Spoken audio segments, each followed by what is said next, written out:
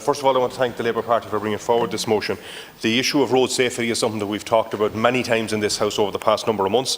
To date this year, there have been 72 funerals of people who have died on our roads, and probably a multitude of that of people who have been seriously injured, and the impact that has on communities and everything is something that is very distressful and a real serious issue that we need to get to grips with. And the reality is that we have always had a certain level of road deaths that has come down in the last decade, and now we see it creeping back up again. And it's not just creeping, it's actually flying back up again, and that's a serious problem that we have to deal with. And while we also recognise that 70% of the collisions that happen on our roads happen on rural roads, and that's something that we also need to deal with, because a lot of these rural roads are issues where there are multiple collisions happening on blind corners, on blind junctions, on issues where there needs to be road works done to make them safer. I had an example recently, Minister, Cairns National School in County Sligo, where there is a national school along the main road between Bundoran and Sligo town, and the side road goes off to where the school is. It's a blind junction, traffic travelling very fast. We've asked the local authority to look at it. They're saying it hasn't had enough collisions on it for to be able to have safety works put in place. Yet all the families that bring their children to school can see the danger. They recognise it every day. The teachers working in the school see the danger.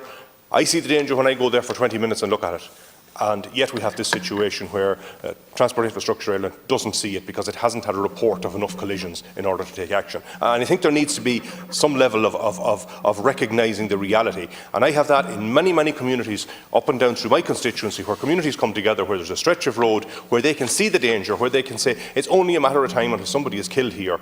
And we wait and do very little until that actually happens. I think there needs to be an effort made to listen to people on the ground who are dealing with this on a regular basis.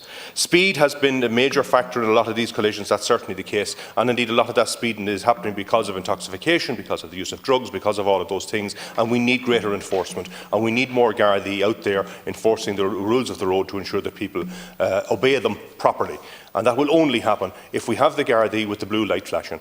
The Go Safe van is fine, it serves a role, but it does not and is not a replacement for an Garda Síochána. And I think that's the problem we've got over the past decade or more, where we have privatised, if you like, a major part of the system and given it to Go Safe rather than giving it to the Gardaí.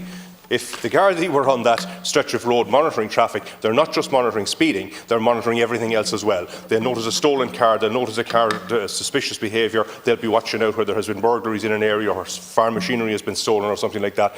They are functional in what they try to do. That's the difference, and I think there needs to be recognition of that. Another issue that I think we need to recognise is that technology has a role to play, and I know that this week we've heard that there are going to be the traffic light cameras put in place in 2 traffic light locations, and that there's an issue with having the legislation in place to deal with that. This has been talked about for years. Why are we not in a situation where we have got that legislation in place?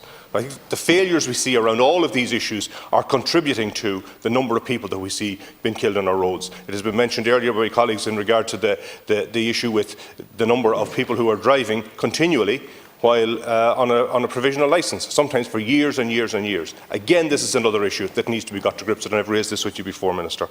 We also, of course, have to recognise that the driver training, and so many of the people who have been killed on our roads and involved in these collisions are younger drivers.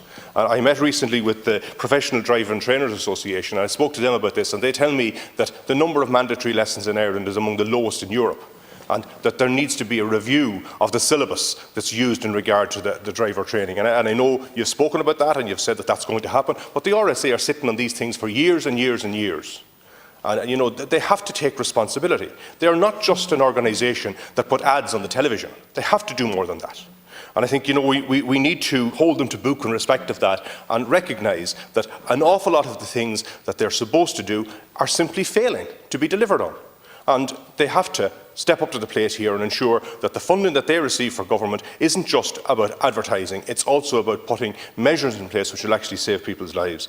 The issue of technology has also been mentioned, and I know that the use of mobile phones and the distracted driving is a very serious issue. And I know in other jurisdictions, particularly for fleet drivers, there are technology within the cab which watches the driver to ensure that they can alarm them and alert them if mobile phone has been used. We need to look at those type of situations as well. And I was very alarmed, Minister, to see this week where there were a number of garages and motor factors selling devices which you could plug into your seatbelt so that the person, if they weren't wearing their seatbelt, they could plug this in and that the beeping wouldn't be going on in the car to circumvent a safety measure which is built into every car in the country. So, we have issues here that we need to deal with, Minister, and we need to take this very, very seriously because we can't have a situation where more people are dying on the roads.